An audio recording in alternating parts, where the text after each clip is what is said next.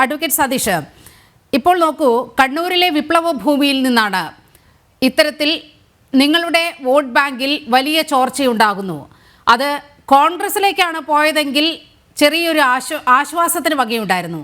പക്ഷേ അടിസ്ഥാന വോട്ടുകളടക്കം കടപുഴകി പോകുന്നത് BJPയിലേക്കാണ്. ഇത് വലിയ അസ്വസ്ഥത പാർട്ടി കേന്ദ്രങ്ങളിൽ സൃഷ്ടിച്ചിട്ടുണ്ട്. അതിൻ്റെ ഒരു തനിയാവർത്തനമാണ് പാർട്ടിയുടെ പ്രവർത്തന റിപ്പോർട്ടിൽ കാണാനായത്. എന്താണ് കണ്ണൂരിൽ പാർട്ടിക്ക് സംഭവിക്കുന്നത്?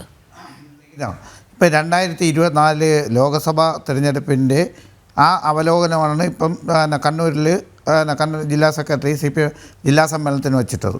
അതിൽ ലോക്സഭാ തിരഞ്ഞെടുപ്പ്, നമുക്ക് നിയമസഭാ തിരഞ്ഞെടുപ്പിലും അതുപോലെ തന്നെ തദ്ദേശ തിരഞ്ഞെടുപ്പിലും കിട്ടിയ നമ്മുടെ പരമ്പരാഗത വോട്ടുകളുണ്ട്, CPMൻ്റെ പരമ്പരാഗത ആ വോട്ടുകൾക്ക് ചോർച്ച വന്നിട്ടുണ്ട്.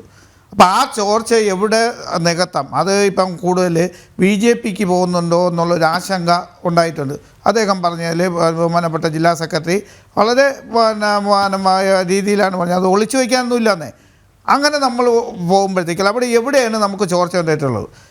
ഇപ്പം നേരത്തെ BJPയുടെ വക്താവ് പറഞ്ഞ പോലെ ഇപ്പം കേരളം എന്ന് പറയുന്നത് പശ്ചിമബംഗാളും ത്രിപുരയും പോലെയൊന്നും അല്ല, അത് മനസ്സിലാക്കണം. ഇപ്പോൾ പശ്ചിമബംഗാളിൽ എന്താണ് പറ്റിയത്? പശ്ചിമബംഗാളിൽ പറ്റിയത് അവിടെ എന്ന് പറയുന്നത് കുറേ CPMൻ്റെ മുതിർന്ന നേതാക്കന്മാർ നിരന്തരം ഭരിച്ചുകൊണ്ടിരുന്നു. അത് ചെറുപ്പക്കാരുടെ ഇടയിൽ പുതിയ ആശയങ്ങൾ ഉണ്ടാക്കി അവിടെ ഒരു പ്രശ്നങ്ങളുണ്ടാക്കി. അത് പ്രത്യേകിച്ച് നിങ്ങൾക്കറിയാലോ, സന്തൂർ ഗ്രാമത്തിൽ ടാറ്റ തുടങ്ങിയ ഒരു വിഷയമാണ് അത് വലിയൊരു വിഷയമായിട്ട് മാറ്റിയത്. അത് കഴിഞ്ഞിട്ട് ത്രിപുരയിൽ വന്നാലും അങ്ങനെ ഒരു നമുക്കൊരു അപജയം വന്നിട്ടുണ്ട്. എന്നാൽ കേരളത്തിൽ പുതിയ തലമുറയെ വാർത്തെടുക്കാൻ വേണ്ടി CPM നിങ്ങൾ നോക്കി നോക്കും. ഇപ്പോഴത്തെ പുതിയ MLA ഇപ്പോൾ അവർ പറഞ്ഞിട്ടുണ്ട് 75 വയസ്സ് കഴിഞ്ഞ ആൾക്കാർക്ക് പാർട്ടിയിലോ ഇതിലോ ഇല്ല, പുതിയ തലമുറകളാണ് വരുന്നത്.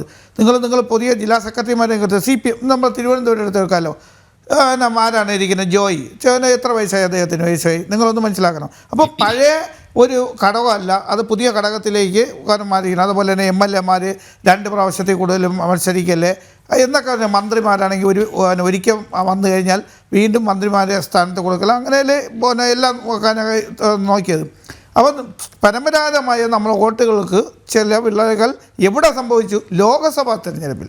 അത് നിയമസഭയിലോ അല്ലെങ്കിൽ തദ്ദേശ തെരഞ്ഞെടുപ്പിലോ. സതീഷ് വാസന്ത്, ഇത് നിയമസഭയോ തദ്ദേശ ഭരണ തെരഞ്ഞെടുപ്പോ ലോക്സഭാ തെരഞ്ഞെടുപ്പോ എന്നതല്ല വിഷയം. കേരളത്തിലെ മറ്റ് ജില്ലകളിലെ ഒരു സാഹചര്യമല്ല പാർട്ടിയെ സംബന്ധിച്ച് കണ്ണൂരിലുള്ളത്. കണ്ണൂർ എന്ന് പറയുന്നത് പാർട്ടിയുടെ പവർ ഹൗസാണ്.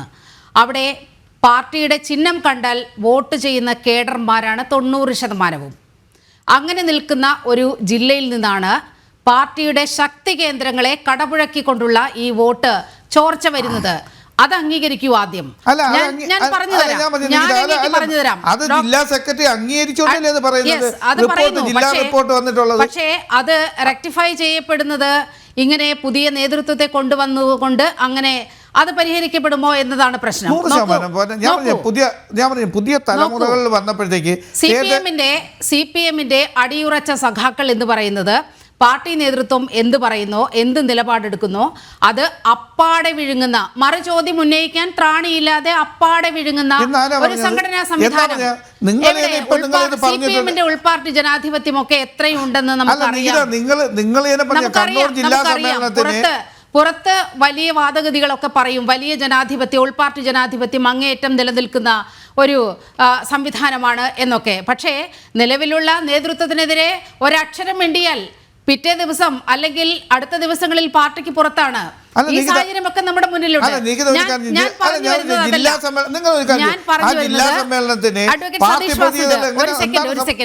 ഞാൻ പറഞ്ഞു വരുന്നത് പാർട്ടിയുടെ വിപ്ലവ ഭൂമികകളിൽ നിന്നുണ്ടായി വോട്ട് ചോർച്ചയാണ്.